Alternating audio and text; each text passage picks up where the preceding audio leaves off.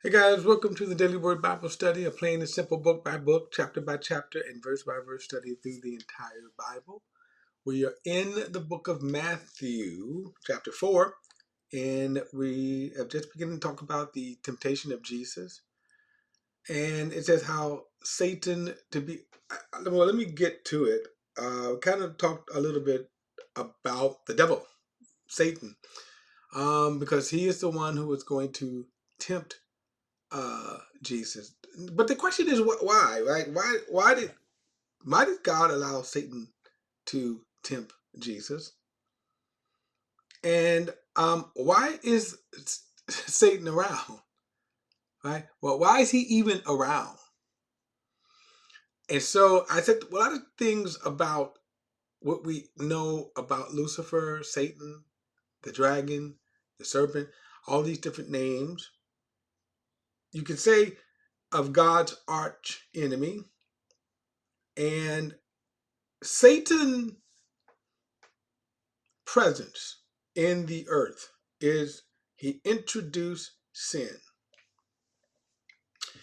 And we're not going to get into this whole a more detailed explanation of, you could say, spiritual warfare,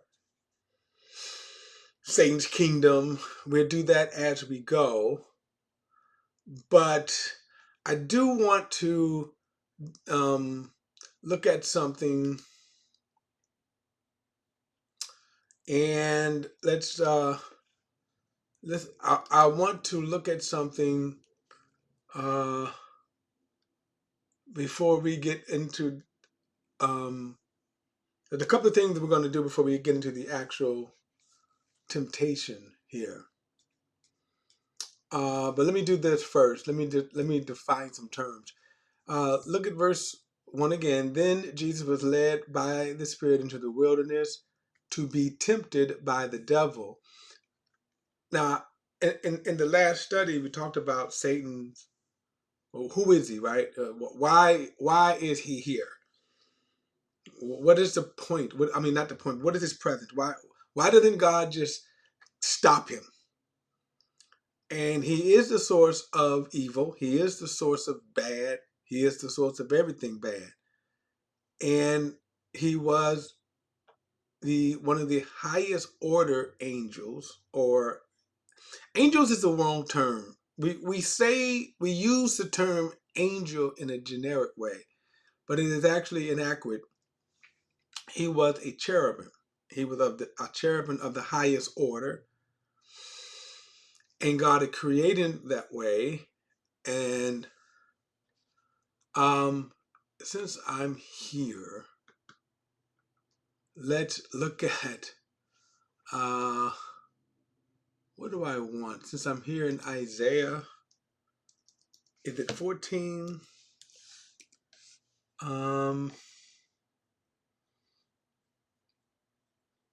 I may have to. Oh, is it 14? Or is it 7? Um,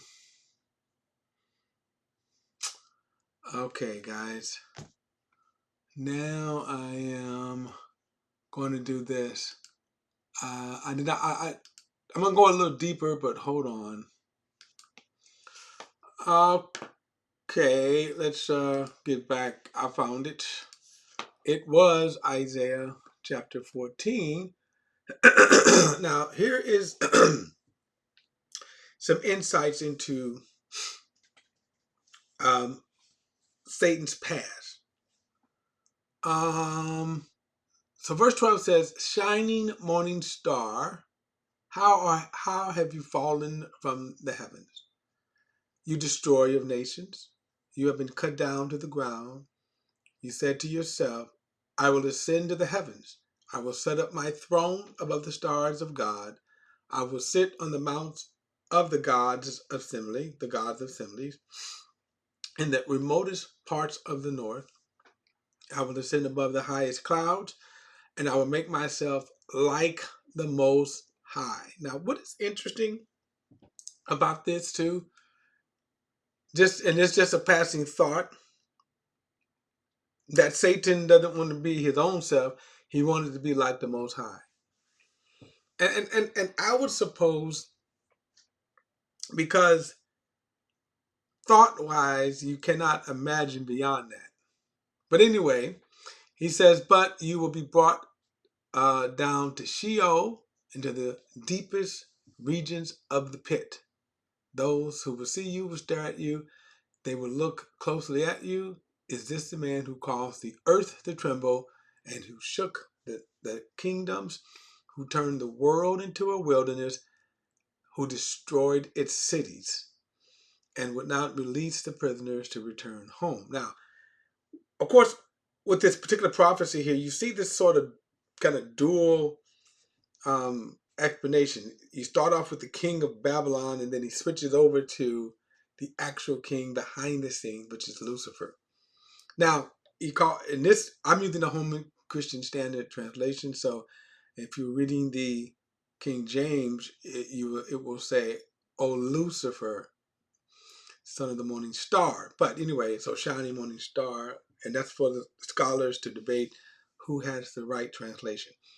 Now, so that's just one example, right? That's just one example of that's one example of that. Let me look at one other example here. And I hate that I'm doing this. I should have looked at this beforehand. So forgive me. I should have looked at this beforehand. And I think it is chapter 23. Or is it 24? You know what? Let me do this. I'm going to find it.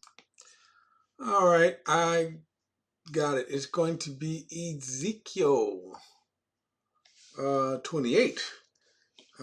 Okay, Ezekiel 28. All right, let's see here.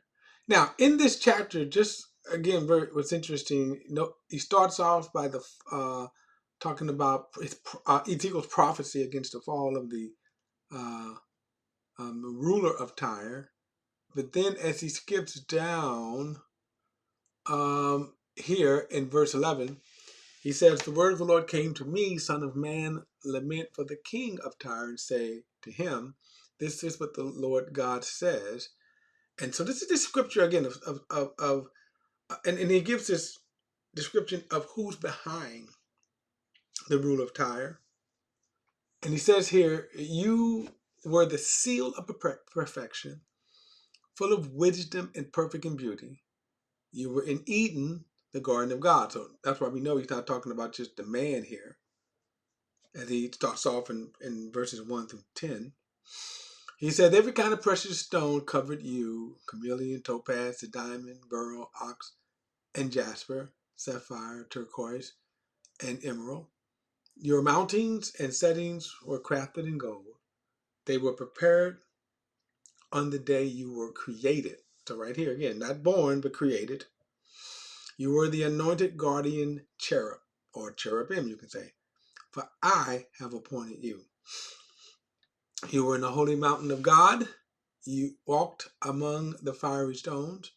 From the day you were created, excuse me, you were blameless in your ways until wickedness was found in you. Through the abundance of your trade, you were filled with violence and you sinned. So I expelled you in disgrace from the mountain of God and banished you, guardian cherub, from the fiery stones. Your heart became pride. Uh, your heart became proud because of your beauty. For the sake of your splendor, you have corrupted your wisdom. So I threw you down to earth and made you a spectacle before kings. You profaned your sanctuaries by the magnitude of your iniquities in your dishonest trade. Seem to be going back and forth between, again, the earthly man and then Lucifer himself. Then he says, so I made a fire come from within you, and it consumed you. I reduce you to ashes on the ground in the sight of everyone watching you. All those who know you among the nations, are appalled at you. So again, it is you became an object of horror and will never again exist. Seems to be hard as to when, excuse me, he kind of goes back and forth between the ruler of King of Tyre and then kind of Satan himself. But you get this glimpse here. Again, we get a snapshot of the kind of what the being of Lucifer is. He was of the highest order. And then he is the kind of ruler of this rebellion. And so now, eons later, he says he was to be tempted by the devil. You can say he is controlled by God. He serves at God's pleasure. Now, don't misunderstand me. Now, one of the things we see, especially if you go to Revelation chapter 20, that he incites sin. He incites iniquity. He incites all of the bad that is in the world. And in Revelation chapter 20, he is bound for 1,000 years, and you do not have that. Even though man is sinful, you don't have the world in a downward spiral of sinfulness. And then he's released after 1,000 years, and again, he incites sin. So, so that's kind of a quick snapshot of Satan, who he is. And so the other question is then, well, why does God allow Satan, right?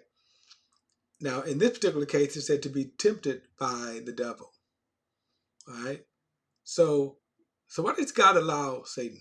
Well, first of all, he says, then the word tempted needs to be understood. So there's a difference in test, then you can say temptation, and then enticement. So the word tempted here means to prove. To prove. Now, temptation is another word. And in a sense, the word temptation has with it to entice. Okay? So let's kind of look at something here in the book of James. And do I want chapter 1? No.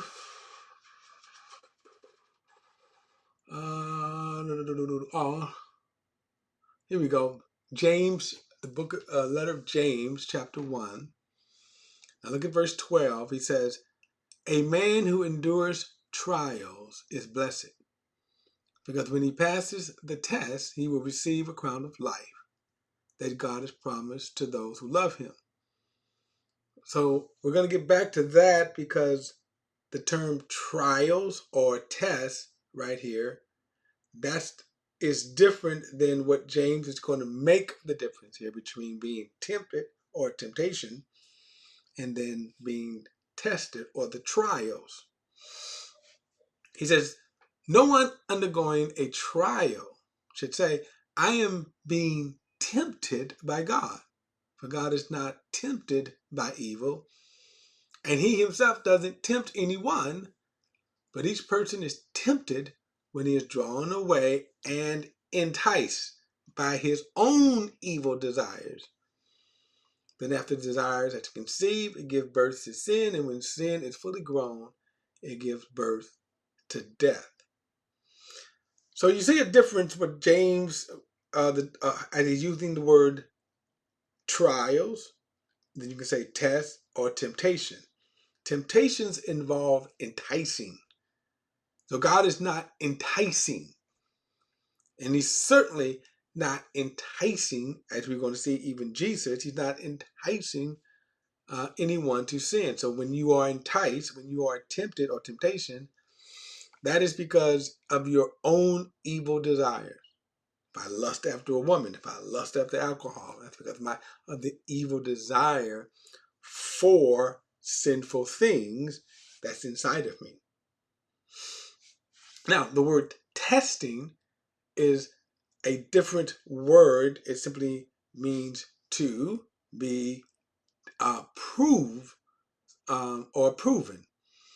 So when he says here that to be tempted by the devil, to be tested, and the idea is to be proven. What God is going to do is prove. Now, what is he proving?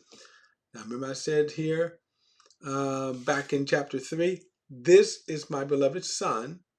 I take delight in him.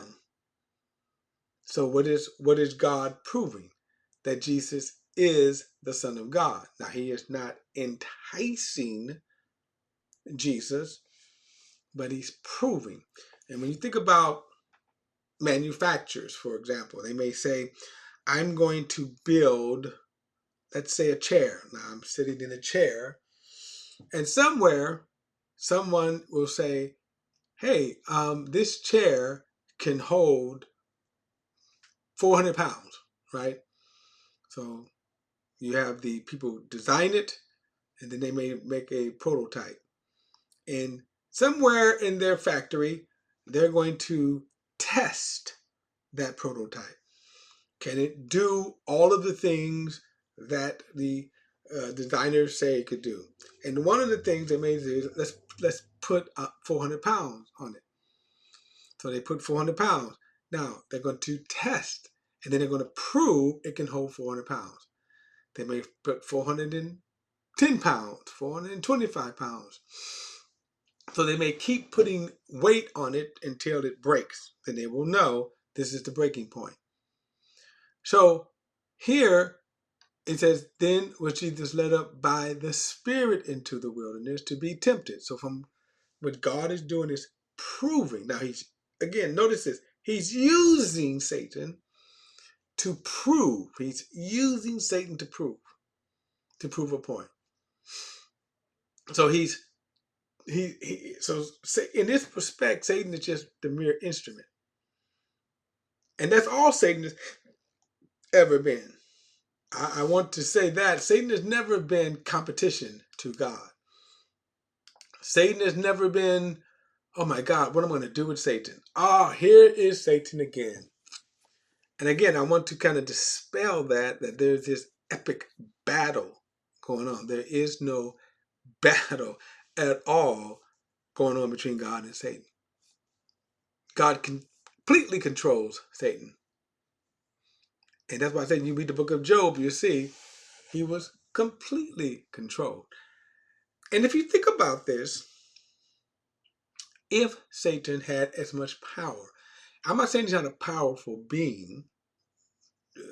The book of Job kind of proves that he's powerful. But if he was as powerful of a being as we think, wouldn't he just by his nature, destroy everything? Why would he have to keep the earth around? I'm gonna explore that thought a little more in the next study, because I want you to think about something here. And I think next time I'm going to go into the book of Job. I didn't mean to do that, but I will go into the book of Job because I want to show you something that I think would be very beneficial for us to understand. All right, guys, don't forget to like and share this video and subscribe to BP The Bible Perspective. And as always, if you have a thought or comment, add it to the comments section below. All comments are welcome. And I will see you in the next study.